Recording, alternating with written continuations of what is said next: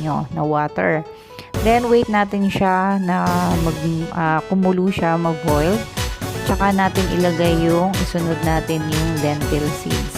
Alam mo itong lentil seeds is may iba-ibang color to. Meron tong yellow, merong orange, merong green. At same thing lang din ito nung parang Monggo seeds sa Pilipinas. Ayan. Then, lagay naman natin ngayon yung turmeric powder.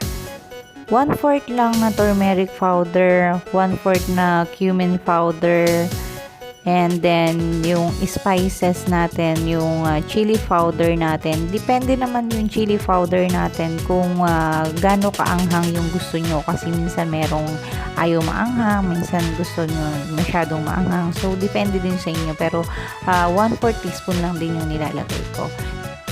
At habang pinapalambot nga natin yung lentil seeds, so yan, medyo halu-haluin lang natin at hayaan lang natin na mag-boil siya ng mag-boil. Then, ilagay natin yung green leafy vegetables natin. So, may options naman kayo kung ano yung gusto nyong ilagay na green leafy vegetables. Mostly, ang nilalagay dito is yung malunggay, then spinach, and parsley, or any other green leafy vegetable na mas prepared nyo na ilagay nyo sa mga soup nyo. At habang hinihintay nga natin maluto yung ating lentil soup, so mag-prepare tayo ng isa pang other pan at magpa-fry naman tayo ng garlic at saka ng mustard seeds. So, fry lang natin siya hanggang maging brown yung dalawang ingredients na to. Then, ihahalo kasi natin to para madagdagan yung sarap ng ating lentil soup. Ayan.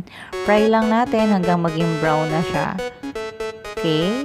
Halu-haluin lang natin siya. Then, it's okay na pwede na natin siyang i-mix dun sa lentil soup natin. Okay? Yan. Mix natin.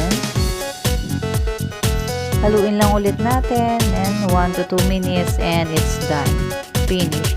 So, we're done. At sa mga susunod pa pong video at kung gusto nyo pa pong malaman yung iba pong mga cooking tips, click nyo lang yung other link na nasa description section.